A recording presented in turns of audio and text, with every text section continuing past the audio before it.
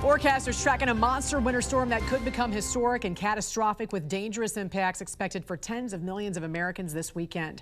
Buckets of snow, crippling ice, and frigid temps threaten to paralyze the South, Midwest, and East Coast. Joining us now is the director of the National Weather Service, Ken Graham.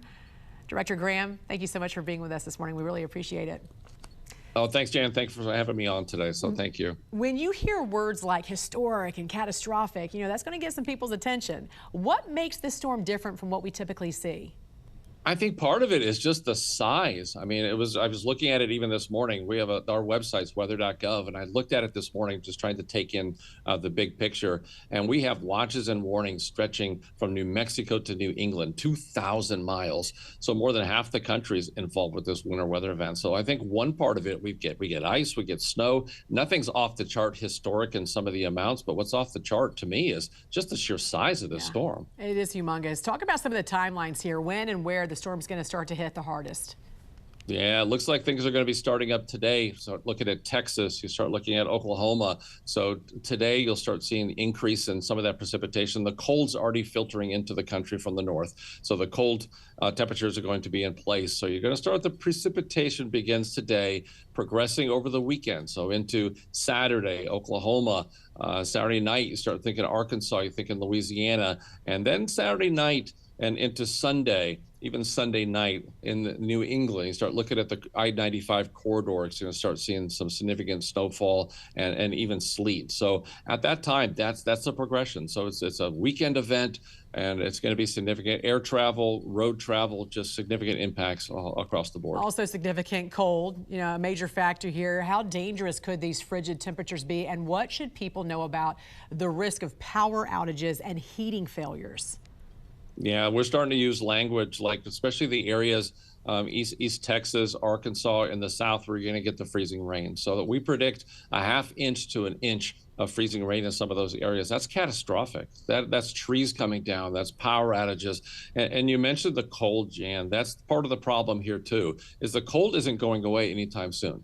So once all that ice falls, and then you start having zero wind chills, you have temperatures well below freezing all over the Gulf Coast, the ice isn't going anywhere anytime soon. So those power outages could be prolonged in some places, especially rural areas where you can't get trucks in there with the trees down.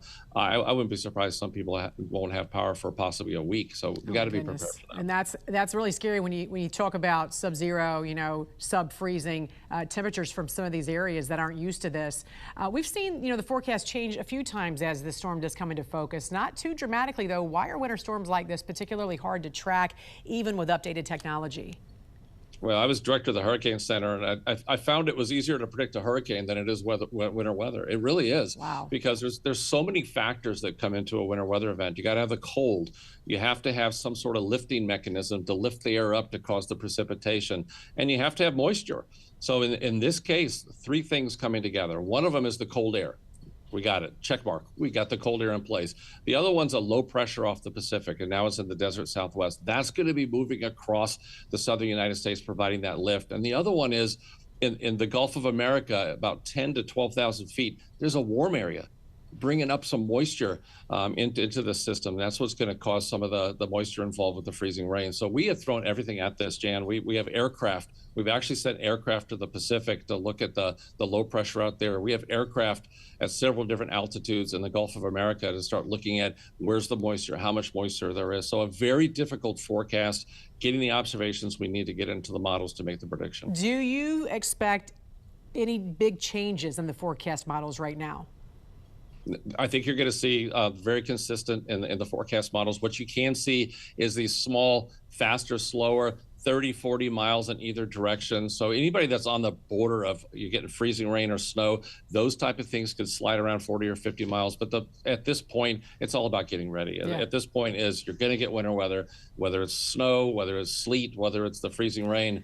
You got to be ready. It's coming. Freezing rain is the worst because that's the ice, and that's what's really dangerous. All right, Director of the National Weather Service, Ken Graham, thank you for joining us and for the work your team is doing. We really appreciate it. All right, thanks, Jan.